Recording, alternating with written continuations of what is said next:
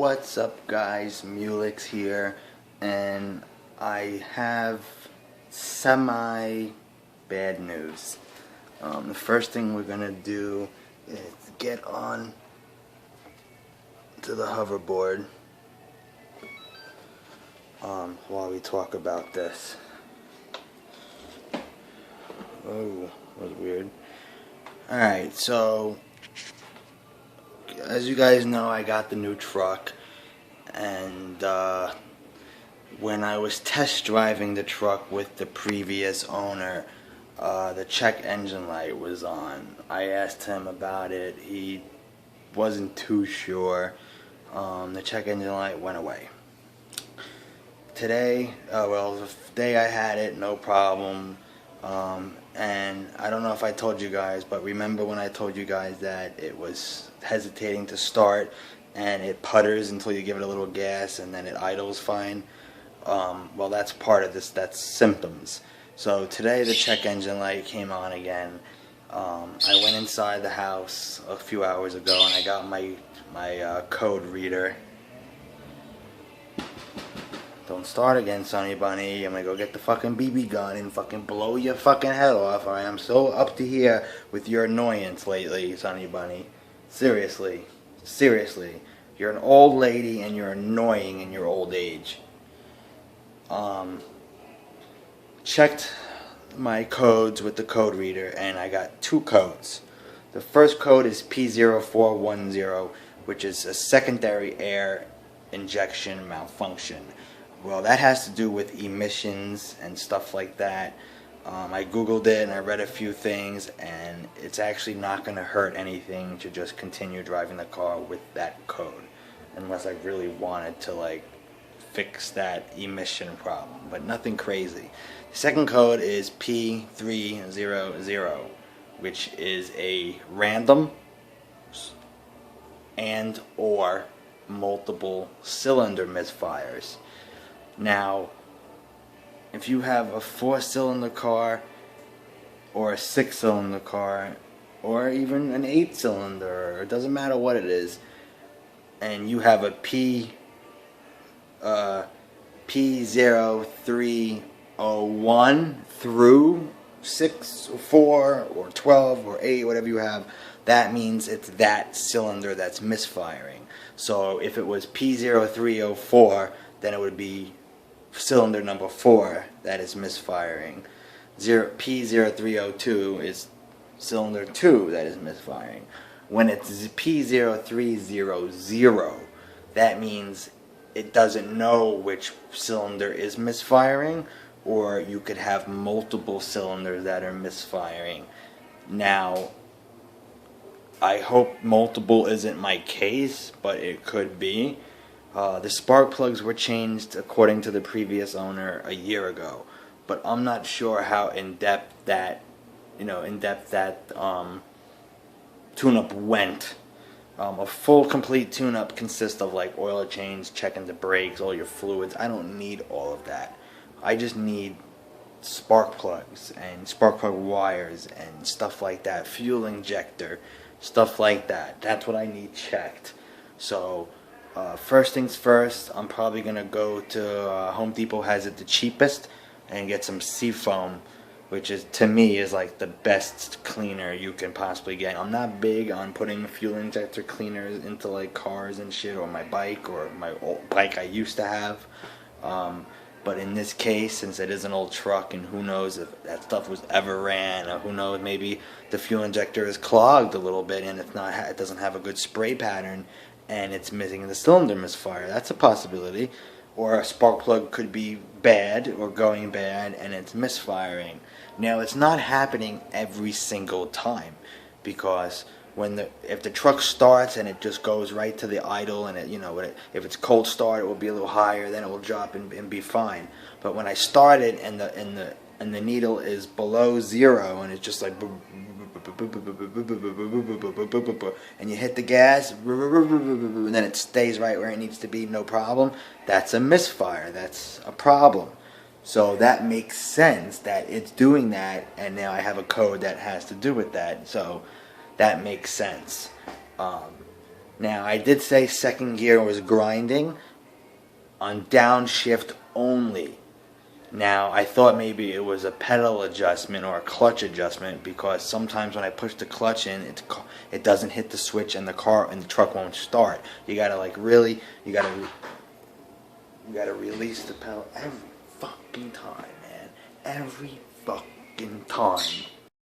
Alright, so sometimes when you push down the clutch pedal, the truck won't start because it's not hitting the switch, or the switch isn't tripping every time. So maybe I have a bad starter switch on the clutch pedal, but that's cheap. It's only like 20 bucks online. No problem. But so I thought the grinding in second gear on downshift was just a clutch or pedal adjustment, because I was having a starting problem. I just thought, maybe the clutch wasn't disengaging all the way when I pushed the pedal in. Okay? But then logic tells me if it was a clutch problem or a pedal, well, I shouldn't say all that. I can just simply say if it wasn't disengaging all the way, then that would affect everything. You know what I mean? I would push the pedal in to push the car into first at a red light, and it would jump forward or grind going to first. That doesn't happen. Going into second from first on an upshift doesn't grind. It's only downshifting into second, normally. Like I'm in third gear and I'm doing like almost 40 miles an hour, and now I want to throw into second and downshift to slow down. It will grind very bad, because that's a normal fast downshift into second. However, if I'm doing, let's say I'm doing like 35, I'm in third gear, I pull it out of third in neutral, I let the RPMs drop, and I let the speed go from 35 to around 29, 28. And once it hits around that speed, with the RPMs being on idle, slides right into second. So that tells me it's not the pedal, it's not the clutch, it's second gear synchro.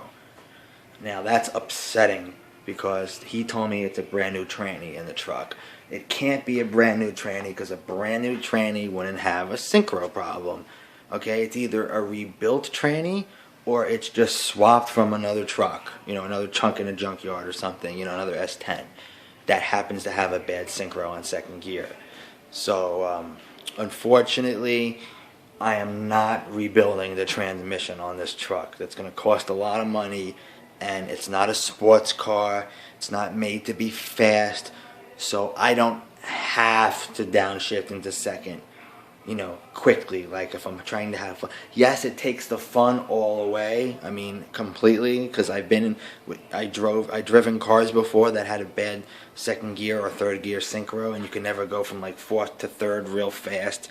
You have to stop in neutral for a second and then throw it into third, and that takes away all the fun, because by the time you do that, the RPMs drop again. You can't put it into gear with the RPMs up, so you can't start off with the torque. Now you gotta let the RPMs rise again and start where you were, and that takes all the fun all away. But again, it's not a sports car, so I don't have to downshift like that. I don't mind waiting for the speed to drop a little bit so it slides right in. Sure, again, that takes away all the fun, even driving a truck or an old truck. But it's not something that's going to really bother me. Let's say I just bought a Civic or something like that's stick, you know what I mean? And it has a synchro problem in second gear. Yes, that would bother me greatly, because, you know what I mean? And yes, it would. But this truck being so old, and I'm not going to be speeding in it. I'm not going to be racing off the line. I'm not going to even be, today I was driving it and RPMs were like 3,000. I was scared to even bring the RPMs up to 4,000. I don't know if it can handle it. I don't want to blow anything, you know what I mean? I'm slowly but surely learning this truck and how it rides and how it feels and what it can take. I'm never going to redline this truck. If I ever have the RPMs go high, it's only going to be up to like 4,000 RPMs, maybe 4.5. But I'm not going to keep doing that like I would in my car before I shift, before I shifted. Not happening in this truck. Therefore, it's not a big deal to have this tranny or the synchro fix. It's not even worth it. The truck was only $2,000. So why am I going to spend $1,000 on a tranny rebuild? It just does not make sense whatsoever. Now this P0300 cylinder misfiring problem, yes, I will get that fixed. And I am planning on getting that fixed right away. I don't want to have any kind of problems with the truck running. It was shaking a little bit, idling at a red light. In neutral, cylinder problem, cylinder misfire. So definitely gonna check and find a good mechanic in my area that I can. Right, I'm good at reading people. I get a vibe from you in the first minute. Okay, I can walk in and talk to you, and I'll know right away if I'm gonna like you or not, or do business with you. One time I was just driving along and I saw this help wanted sign. I think it was like a Mavis auto shop. Mavis, is that what it's called? And I just went in there and said, hey, I'm just inquiring about your for sale sign. I mean your help wanted, inquiring about your help wanted sign. And the fat fuck behind the counter was nasty as fuck. Oh, gotta go online. Gotta go online. Didn't say on the thing, it says inquire within. And I said, well, your sign says inquire within. Yeah, but everything's online now. And I just said to myself, and I really should have said it, but I didn't say it. I should have said, well, never mind, because the way your attitude is, I don't want to work with you. I don't want to work for you. I don't want to work with you. I don't want to show you up on your boss and get you fired. No. You enjoy your job, asshole, fucking prick. Okay, so I can pick that up in that was first 10 seconds. The first sentence out of his mouth, I said, you're a fucking dick, I said to myself. And I fucking wasn't going to do it. So if I go and I talk to a mechanic and, and he's, right off the bat kind of cocky like that, all right, see you later, I'm going to the next mechanic. All right, that's how it's going to work. I want to find a real, honest, nice guy. And I know when I'm talking mechanics, it's like an oxymoron. It's never going to happen. But yes, just like there's good cops out there, there's good mechanics out there. Okay, the electrician that works on our house is the most honest guy I've ever met when it comes to work. So if I can get lucky to find a mechanic who's like that electrician, I'm in fucking business. Okay, I could even pull I could say I'm a moderator of a car forum for Suffolk County. I can bring you a bunch of business, whatever the case may be. But if he's nice, I'll engage in conversation. If he's nice and honest, then I will explain my problem and give him business. But if he's not, then I'm not. I don't have time for that. Okay? I know what the code said. I know what it is. That's another reason why you guys should go on Amazon or whatever and spend the $20 to $25 on a code reader. Okay, I'll show you what mine looks like.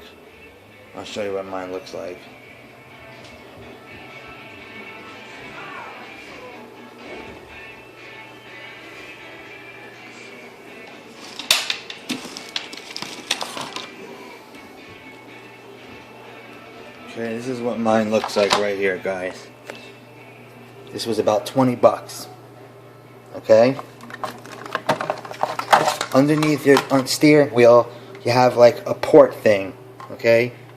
This hooks right into it. Okay? Now the way that this one works is you turn off your car, you plug this thing into your little reader thing. Everyone has one. It might be a little cover over it or something. It might actually be under the dash, under like the foot, by the pedals, above the pedals. You plug it in and you turn the battery on. You don't turn the first notch on. You put ACC on. You put the battery completely on, but you don't start the car. And every machine is different, but that's how this one works. And then you'll cycle through the menus and stuff like that, and you'll get the codes. And the good thing about this one is it comes with a code book, and most of them should. Okay, it comes with a code book. So this said my first code was, let's say, P04110. That was a secondary air thing malfunction. So in the back of your book you have all the codes. So P0410, let's say. Let's do that one for an example. Here it is. P0410 right there. See that? Secondary air injection system malfunction. Okay, so it tells you what the problem is. Okay? Now, and the reason why I'm telling you guys to always have one of these is because you can pull your code first.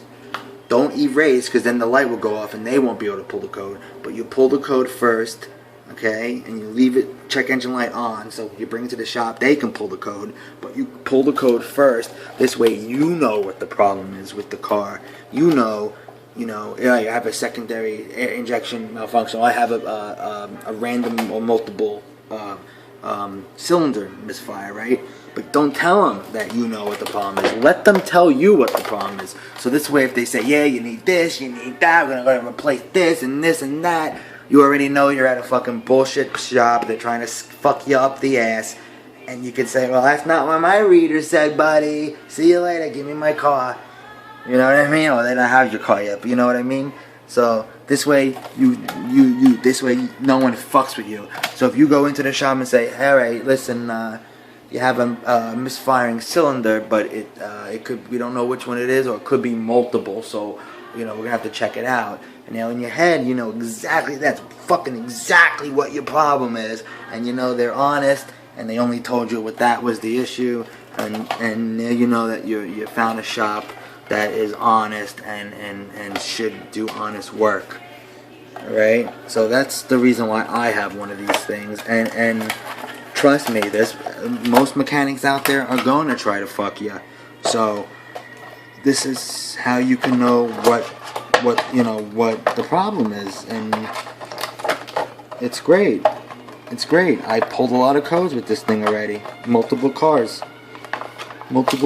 This one is called, again, OBD2 is what the port. That's what the thing is called. But this is called the Maxi Scan, the CAN OB2 scan, Maxi Scan, the MS300. Okay, you can get this on Amazon, guys.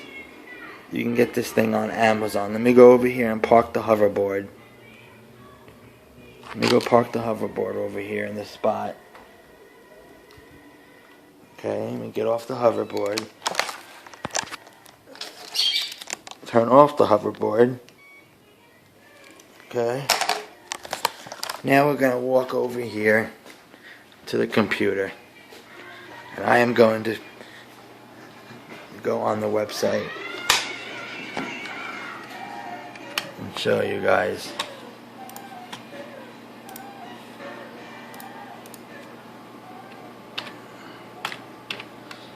Amazon. This is the MS300. So I can just type in Maxi Scan MS300. $15.04, guys.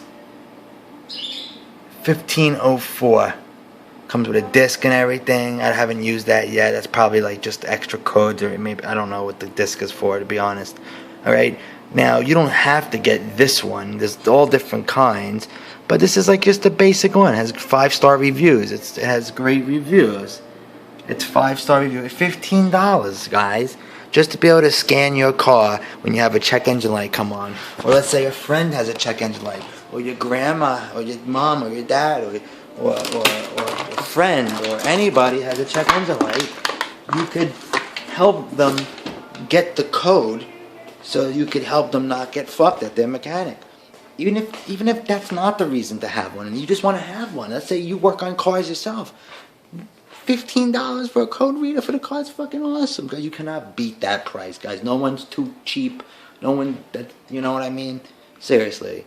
Especially when you're dealing with old cars. If you have a lot of older cars and stuff, or you're not the type of person like me who can't lease 5 BMWs at a time and only can lease one, but on the side you still have your old fucking 1995 this, your 2002 that, you know what I mean? Get a code reader, because the chances are that those cars are going to throw a code eventually. Okay, and you can even have, some cars even throw a code when the gas cap comes loose, and if the gas cap's not screwed on all the way, you'll throw a code. So you could see, it would throw the code, it would be loose gas cap or gas cap. Just go tighten your gas cap, or maybe you have to buy a new one. Alright, why go and spend $30 diagnostic at a mechanic to tell you need a new gas cap when you can have the $15 thing that pays for itself and know what the code is? You know what I mean, guys? What's up, guys? I got 2 things to show you in today's vlog. I don't know if I mentioned it in my other video, I think I did, that I bought a radio, and I have the radio here, and something else to show you guys. So I'm not going to do a full unboxing, I only have one hand, so I'm just going to quickly just show you what it is, and we'll move on from that. Alright, what do we have here?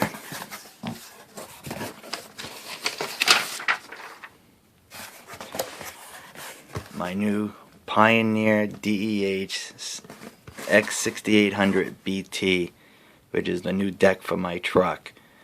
Bluetooth, iPod support, Android support, USB, mixed track technology, and over 210,000 customization for the faceplate. Comes with a remote, and it's going to be totally epic. I will definitely show you guys the finished product once it's in the car, but I'm not going to open and tear this up right now because this is not a official unboxing video. Slide this out of the way for now, and I have something else to show you guys. I ordered something else for the truck.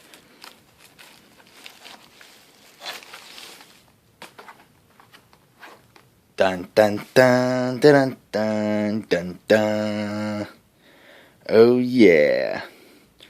Somebody told me Cobra sucks, but I had a Cobra in my old car for 7 years, a much more basic model than this, and it never let me down. So I have no problem with Cobra, and I will be hooking this up to my truck tomorrow because of course this is something I can do.